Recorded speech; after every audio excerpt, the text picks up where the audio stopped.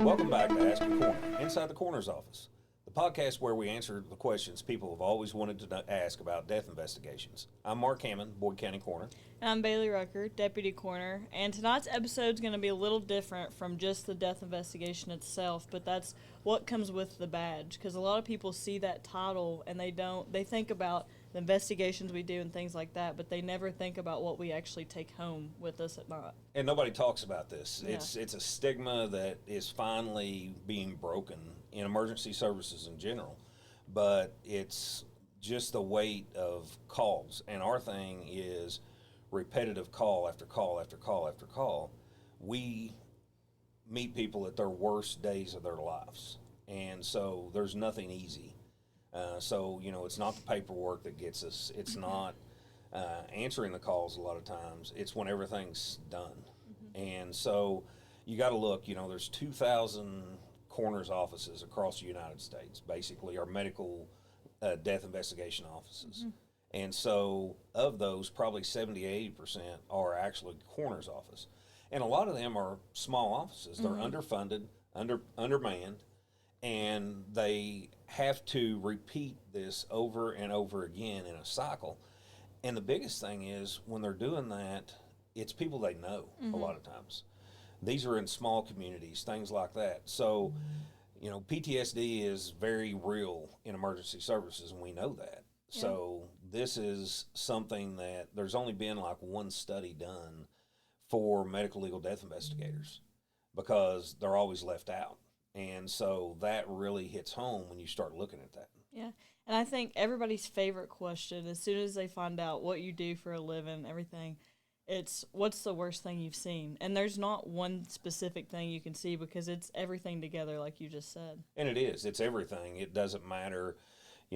Kids are hard. Mm-hmm. Yes, knowing somebody's hard. When you deal with that over and over and over and over again, and it's the repeated trauma stress that goes with that, and we see that. Wasn't long ago, 5-6 months ago, I reached out to find counselors to come up and actually speak with our office staff, and we had ran a big stretch of just bad calls. Mm-hmm. Whether it be car accidents, child deaths, we had a lot of child deaths, all this stuff. And you could watch people and see different things that were happening. And that's when it was like, okay, now it's time to reach out. Mm-hmm. And in Boyd County, it's pretty neat, really, because Regroup is who it is, and they're embedded a lot of times in fire department, especially Ashland Fire Department, all the volunteer fire departments, they're embedded in those, EMS, and with us. And so if we have a bad call and people know, it's out there, the press release hits, whatever, they're always reaching out. Hey, do you have any problems? When we had a fire death a couple weeks ago, fire department called, hey, on a Friday, beginning at 3 o'clock, there's going to be counselors down here. Then on Monday, we did a whole breakdown of that call. And that helps. I mean, people don't believe how much that helps a lot of times because responders a lot of times with PTSD and with stress in general, they truly feel there's nobody that's going to understand what they're doing. Yeah. And I think one big thing that doesn't get talked about is the compartmentalization that a lot of first responders deal with. They see it so much that they automatically put it in the space in their head that they don't want to touch again. Yeah, and until it works. It just comes up. Well, this goes way back before I was even a coroner. One of the things I did for the state was I did counseling. I did one-on-one counseling, and I know it's hard to believe, but I did one-on-one counseling, and I did group counseling for the state. And so we traveled all over the place when something bad happened, and we saw people at their worst days. Mm-hmm. And one of the things that they said was with first responders, it's almost like a file cabinet. And it goes just back. You shove everything backwards till one day there's nothing to shove. Mm-hmm. And then that's when you break. And that's when it's a really hard topic to talk about. But even in all of our trainings and stuff, you are immediately met with the number of depression rates, PTSD rates, suicide rates that come in your line of work. It happens a lot, and we see it a lot. When you talk about suicide awareness in military, they lose 22 people a day. Yeah. That's that.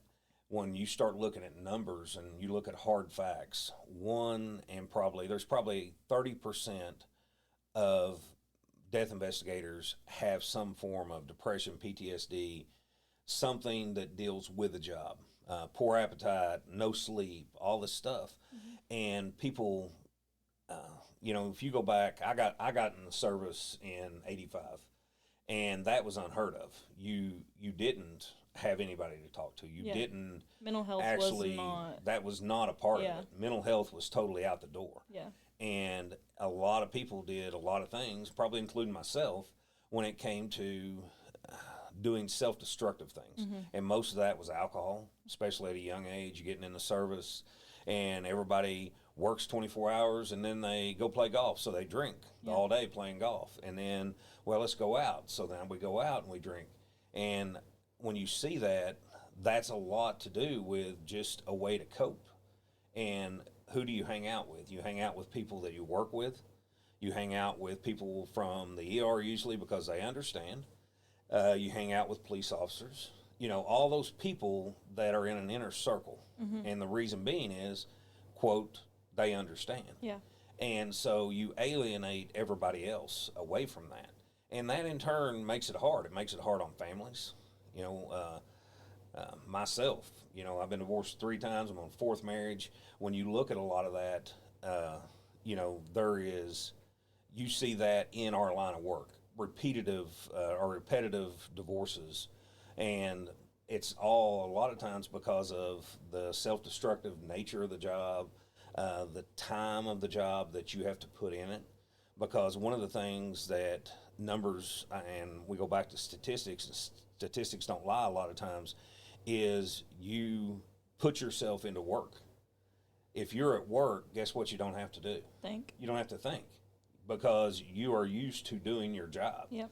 So you don't think about the little girl that you picked up out of the road. You don't think of anything like that. And with this job, it's twice as hard because talking as a paramedic and a firefighter, one of the things that I saw was I took care of somebody, I did what I needed to do, and I did it well, but I didn't cause a problem. So I could let that go. When I got to the hospital, it was done. I had to write the report, and guess what? We went on our merry way.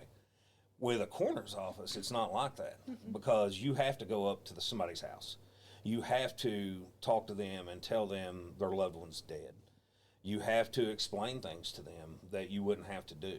And, then you go into, I think with this job, one of the things that I truly have noticed is when I worked as a paramedic, I could go by the same house 100 times. I pick somebody up. It's no big deal.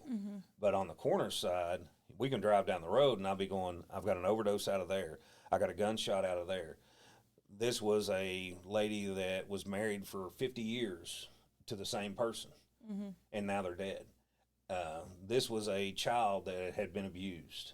This was, and it goes on and on and on, because even it's like you don't get away from it in the job that we do. And that's where where I want to go back to. When people always ask us, what's the worst thing you've seen?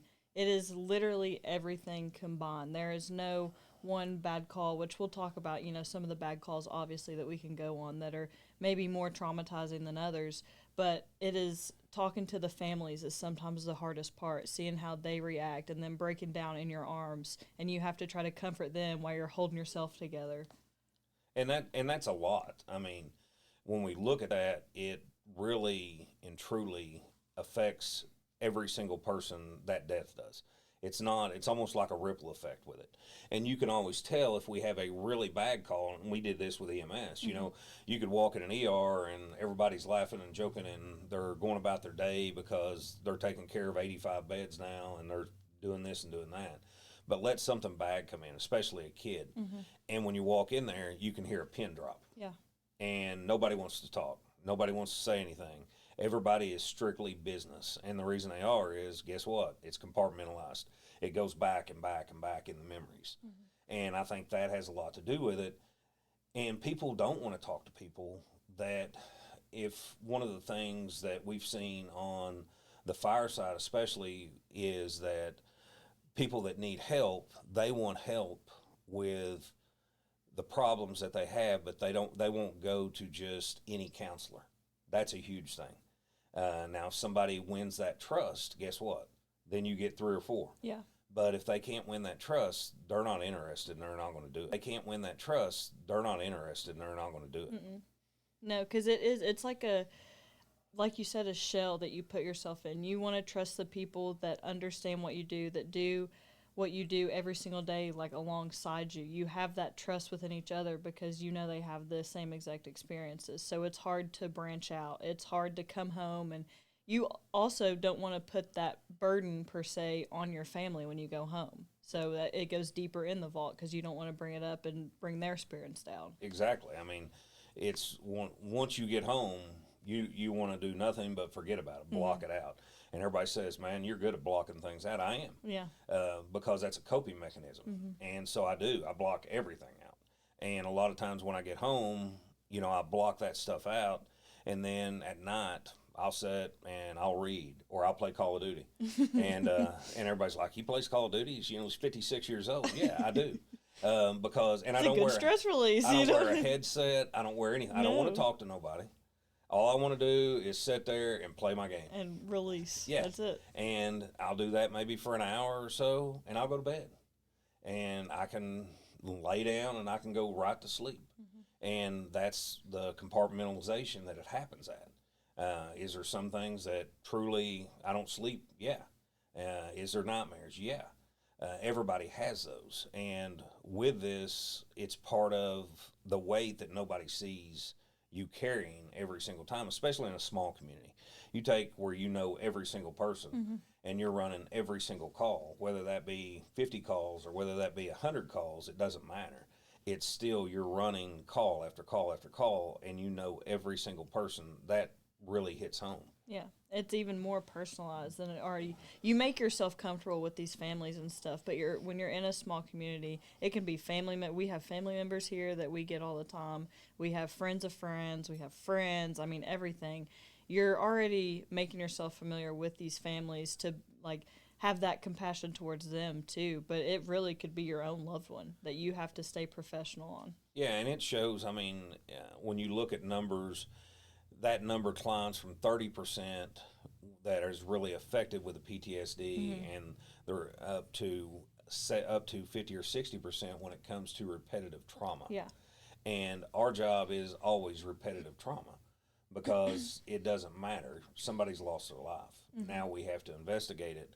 We have to make sure all the paperwork's done. We need to make sure that the family's taken care of and that they have a way to contact us. And I can go back when you talk scenes and stuff like that, even as a medic, one of the wrecks that stands out, there's tons of wrecks that stands out to me, tons. But,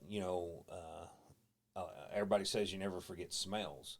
You take a night like tonight to where it's real humid out and everything else. We worked a wreck one time, and, it was a 14-year-old boy. And in turn, him and 2 other boys wrapped a Mustang around the sewer thing by Woodland Oaks down there behind the college. And the boy died. We couldn't get him out. Couldn't get him out in time. Sat there and talked to him and couldn't get him out. He was wrapped around. But, you talking maybe 10 years down the road, I picked up his mom because she committed suicide. So things like that kick in. Yeah. And things like that it's like, wait a minute, it's repetitive. You never get over that. You never get over losing a child. And I'll say that 100 times. 100 times you never get over losing a child. It's not supposed to happen that way. And we hear that 1,000 times. And so I think that's a big thing that you deal with. And another thing like that is losing lifelong partners. We have a lot where people seriously die of heartbreak. If their partner dies a year or even months before, then we get them 2 months after. And as well as I do, I mean, we talk to people and they're like, we've been together 60 years. Most people don't make it 60 days No. in this in the world that we live in, because we Yeah. live in an instant society. And so I think, when you hear that story, it's like what I do. I'm going to go home and I'm going to sit in a recliner, and nobody's there to sit with me. Nobody's there to eat with. Nobody's there to do anything with. And I think right there is just as sad as that story is just as sad as a kid or anybody else getting lost, getting killed. But what we run into a lot of times is what makes the news. What makes the news is the kids. What makes the news is somebody that's high profile. But in reality, a lot of our deaths aren't like that. But you know as well as I do, in a normal average day, we could easily do 3 to 4 calls. And that repetitiveness, you can't even get the paper wrote, and you're running another call. And that's rough. Yeah. And it catches up with you eventually. Yeah, absolutely. And even if you are a person that maybe does want to process every single thing and can kind of not get it out because, again, the compartmentalization, but at least think about it for a little bit and not just tuck it away like instantly, but you're having to go on another call, then you want to do it on that one, and you can't fit it all in because you're just constantly going and going and going, and then you have no sleep most of the time, and then you're going to, if you're like us, where you're underfunded, understaffed, you have to go to another job after that, so your mind can't turn off again. There's just so many things that pile on top of each other. Well, and one of the things that they're doing on the fire side and EMS side, especially fire, it's not necessarily quote EMS, but most fire departments run EMS. And so instead of doing 24 on, 48 off, they're doing 48 on, 96 off. And so that gives you 4 days to kind of spend time with your family, relax, because let's face it, the first day, you sleep. Yeah. Unless you've got things going on, you're in bed. Then if it's a 24-48 shift, your first day's gone. So really you only have 1 day to make anything that you've got to have happen done. And so mentally, and you talk to a lot of fire departments and they're like, oh yeah, you can see it in the people. You can see it in the firefighters that have switched to that shift, just the difference in their mental health a lot of times. And that plays a big role. Yeah. And like their daily life with the amount of fatigue and stuff that they do or they have. You get somebody that's working 24-48 where it's just constantly go, go, go. You get a little bit of sleep when you come home. You don't get to relax the next day, and then you're right on it again. And it's just that repetitive cycle of being beat down or all of these thoughts like being weighed on your head, just all these things going into one. Yeah, and it all kind of compresses you down. So you get irritable. You don't want to talk to anybody. You lose sleep. You may sleep for an hour, but you're up. Different things like that. With this job compared to the paramedic side, one of the things that I've noticed is the seasons. Different seasons will trigger different things. And it's a trigger. And it's like, okay, that brought back this. That brought back that. Driving down the road brought back this. Yeah. Smells will sometimes do it. And so people don't understand that if they've never really been in this type of business. Yeah. And it's time that we talk about it. It's time that we approach it, and it's time that we find ways to do it. If you look at Clark County's coroner's office in Las Vegas, after the Route 1, I think it was the 1 shooting where the guy was at the concert, and they shot all the people. One of the things that they did was yoga for their people. They had a pet that was around the office. Things like that really made a difference, just that little bit. And that helps. I mean, because the average person is not making a career out of what we do. And what's happening is within 5 years or so, especially if it's a busy place, they're leaving. They're looking at another line of work and they want into something different. It may be close to the same line, but not as stressful. And we got to stop that, because that's the big thing. Let's make it a career. Let's make it to where you have a good life, that you can thrive and have a family and everything else by just doing the little things that kind of straighten that up. Yeah. I always laugh because emergency services people live on caffeine. Yeah. They live on Monster and they're drinks preaching, don't drink, don't do this to your body, and then that's in all. We all feel ourselves on it. We were, I was doing testing this week, and we were at an academy, fire academy, and they bring in food, you know, because they always cook. So they brought in the food to cook. One of the things they brought in was a case of Monster. That was the thing they had, was a case of Monster. So when you look at that, it's like, okay, here we go. We do a lot of vital signs. I take care of all the rehab, stuff like that. And when I'm doing that, one of the things we say when we send something out is do not drink energy drinks before you come in to test, because if you do, your vital signs are going to be so out of whack that you're not going to be able to test. And that has helped a lot, sending that out, because now right after we take the vital signs, they're down in those things. Everybody's cracking them open. So yeah, I mean, it happens all the time. Mm-hmm. I mean, people get dependent on it because of, again, everything that we've talked about. You don't have a regular sleep schedule. You're not sleeping in your own bed half the time at night. You're sleeping at a station, or luckily for us, where we're on call, sometimes we get to, if we're not called out during the night and stuff like that. But I mean, you have to depend on caffeine a lot of times to get you through an entire shift. Oh yeah, and the thing about it is, as a death investigator, you have to be on your game. Mm-hmm. You got one shot of doing something right. Yeah. And if you're not on your game and your head's out, way out in left field, you're going to miss something.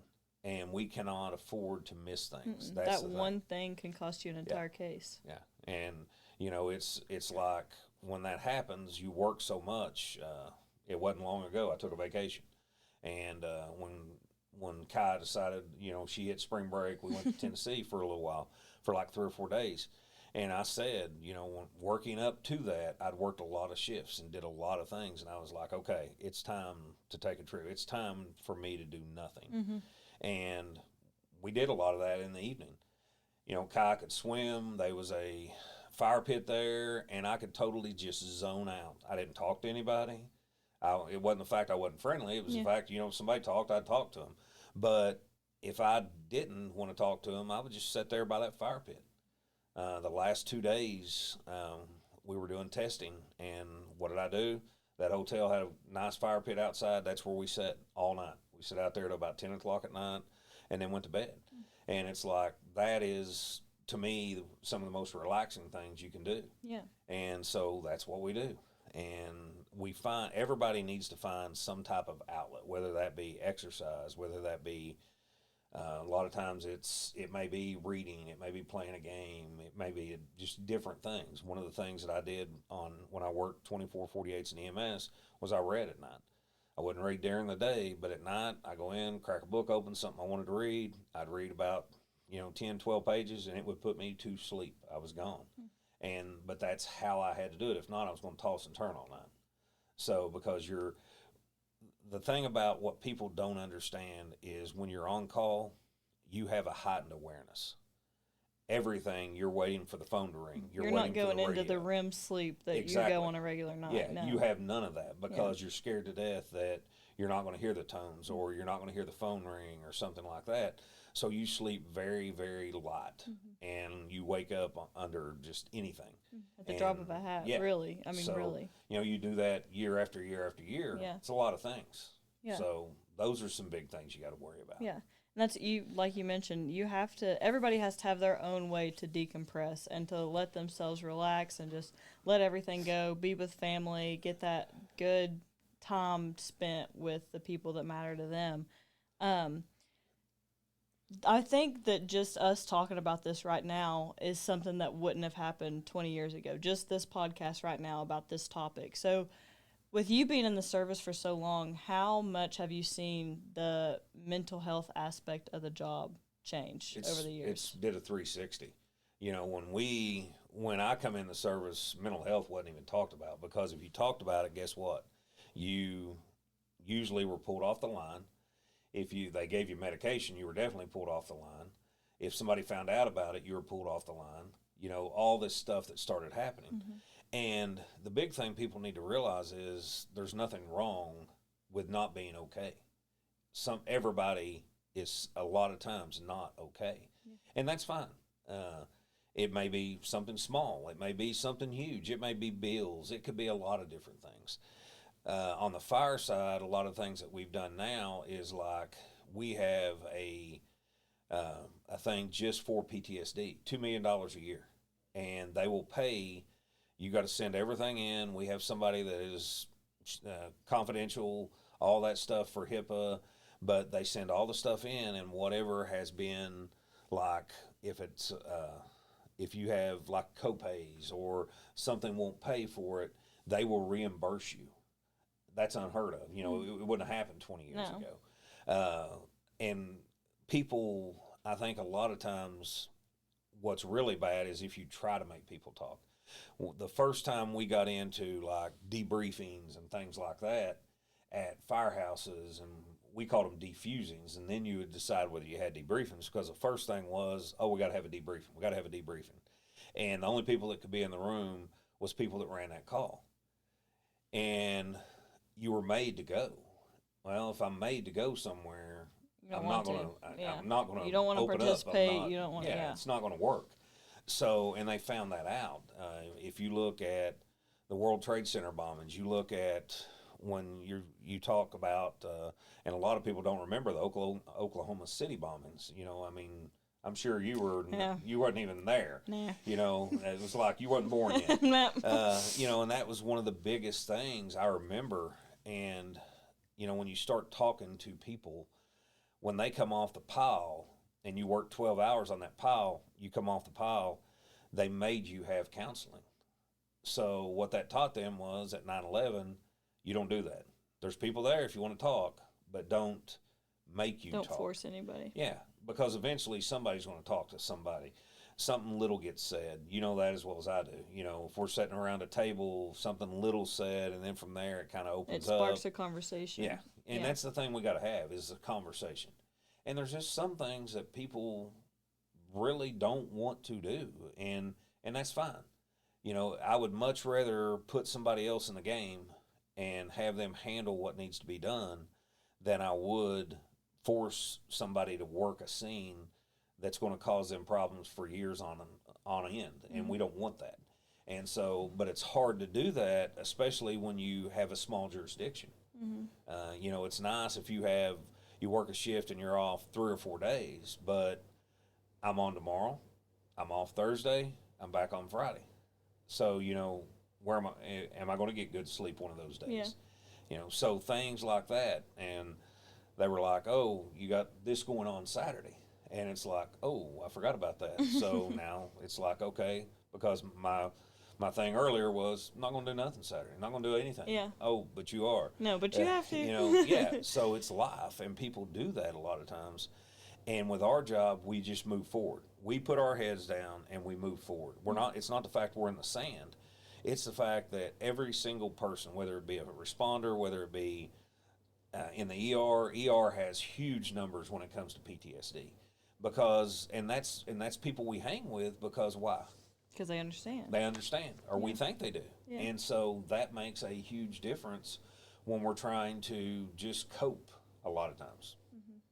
We talked about kind of the families and how we maybe steer away or come home and don't want to talk, don't want to put that burden on them. So how does that affect your family and, well, all of our families at home when you come home and you're not wanting to talk and they maybe want to try to get something out of you just to kind of maybe get you in a better mood?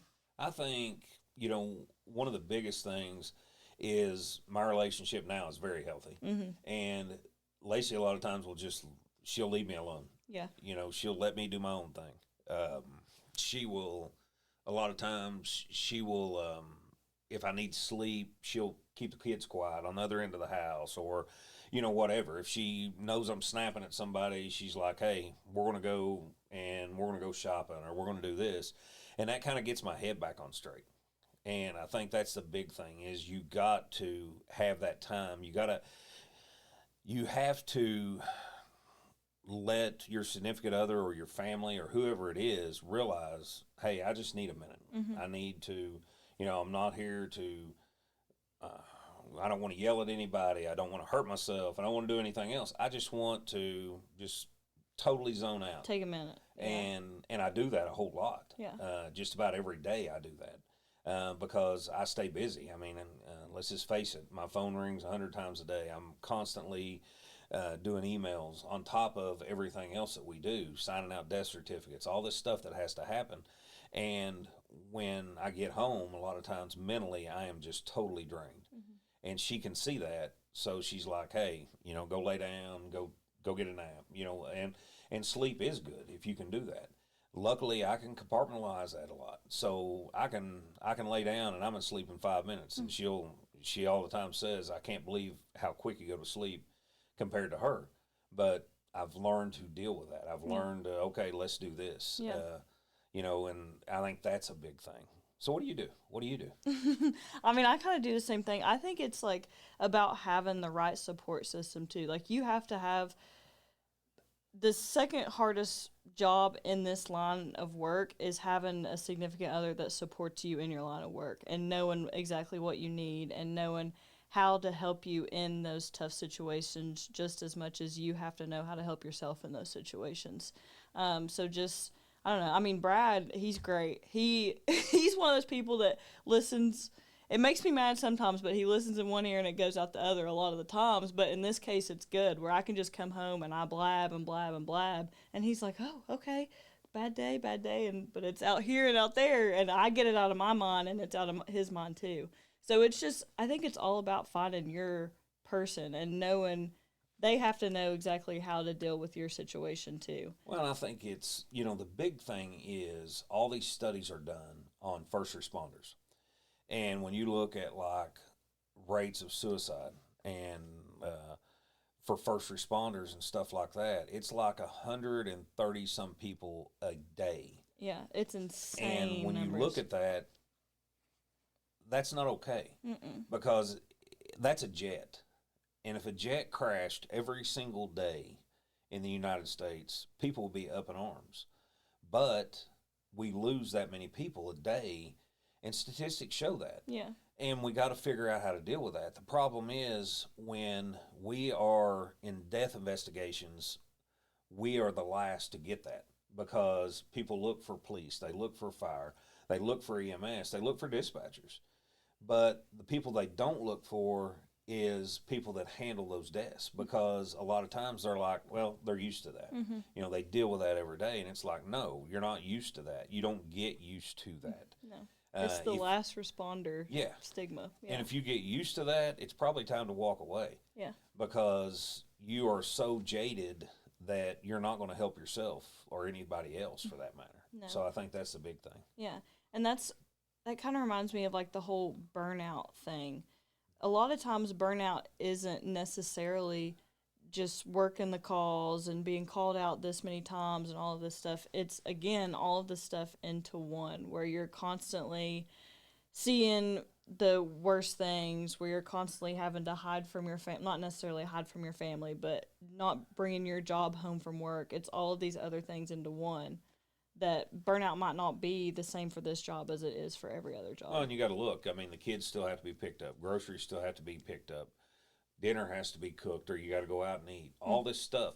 And I can tell you, when we go out and eat, I'm looking where I'm sitting. I'm looking to make sure I can see a door. I'm looking to set my back against the wall. Yeah, you're always on edge. Everybody laughs about that, but it's just the heightened awareness that you develop over the years. And you can't turn that off. Mm-hmm. And that's the problem. It's little things that you do that only certain people notice that are around you, but you can't turn that off. Mm-mm. And so that plays a major role in it. Yeah, you're always in it. And that makes me think, too, is that especially where we're in a small community, you're always seeing families outside of work days also. Yes. So... And again, we see them on their worst days, so they remember our face. They might not remember our names, but they remember our face and how we made them feel in that day. So a lot of times, all of those different deaths are getting brought up to you face-to-face in the public, too, because people want to come up to you and maybe thank you for what you did or let you know, like, updates on their family and stuff like that. We do a lot of public education. Mm-hmm. We go to the schools, and we do career days, and we do truth or consequences, and we do all this stuff. And probably in the last 10 years, I could put a dozen kids that have come up and said, hey, you were at my house last year because my dad died or my mom died or my brother died.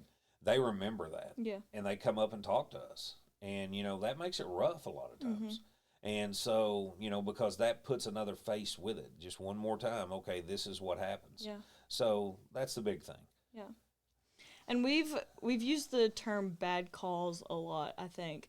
So I kind of want to maybe talk about those a little bit. What are some of the really bad calls aside from all the other stuff that we take home? The kind of traumatic calls at right on the scene firsthand that really Well, I think take a a lot of toll. times the calls that we see, if I say, okay, that's the worst call I've ever seen, I guarantee it's going to be one upped. Yeah.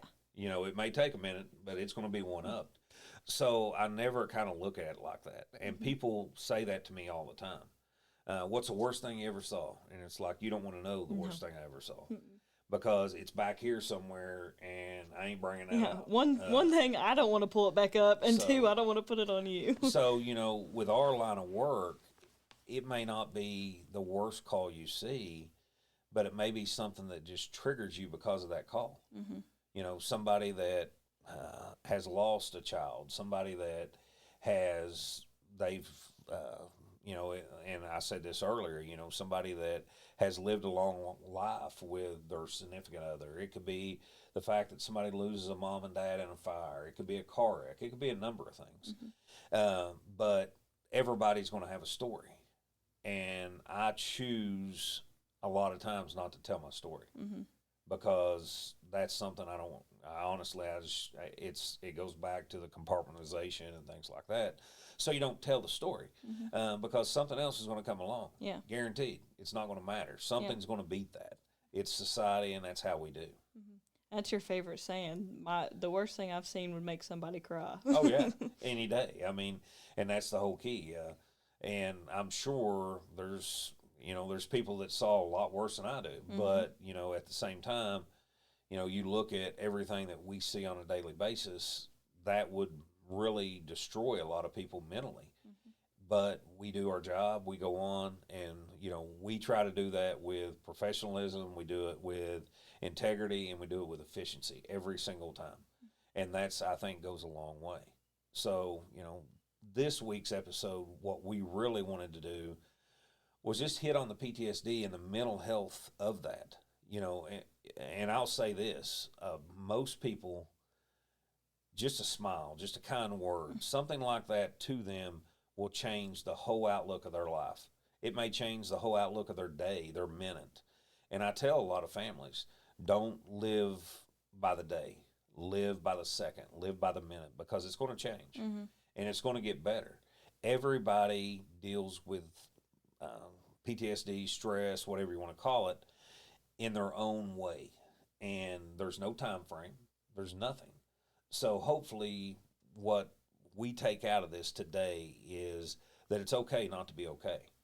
And reach out. Reach out to somebody that can help you before we go down a rabbit hole of drugs and alcohol abuse, DUIs, wrecks that kill somebody, all this stuff that we see all the time in emergency services. That's where we don't want to be. So I'd much rather have somebody that's healthy mentally and that we can take that and run with it and do good things with it. Yeah, absolutely. And that's the number one message today. It's okay to not be okay. And I think that's a message that's really kind of coming about in the last few years, especially just with the whole mental health crisis and in all fields and everybody's lives, not just in first responders, emergency services. Mental health is actually becoming a very important topic and not such a stigma in the United States. And I truly believe that. I mean, when you look across the whole United States, a lot of things is we lost a lot of people. We lost a lot of people because people do not know how a lot of times to cope with things. They do not have normal coping skills that get you by day to day. When I grew up, we learned coping skills. You didn't have a choice. Everybody didn't get the trophy. So you learn to lose, you learn to win, you learn to put work into things, all this stuff that truly doesn't happen these days because now we live in that instant society, so we see a lot more mental health issues. And that's the thing, that is truly something to remember when you bring somebody on. A lot of academies and a lot of things like that have a segment just for mental health so you know what you're getting into and how to get help and how to use that to better yourself and better your organization. Okay. Thank you guys for listening to us today. This episode was kind of a heavy topic, but something that we really wanted to bring awareness to and make sure that nobody's afraid to reach out. So if you or anybody that you know is struggling with any kind of thoughts or anything like that, reach out to one of us. We would be happy to help get you the resources, or call 9888 for the suicide awareness hotline. You're never alone, and we want to make sure that everybody knows that, and it's okay to not be okay. Thanks for listening today. See you next week.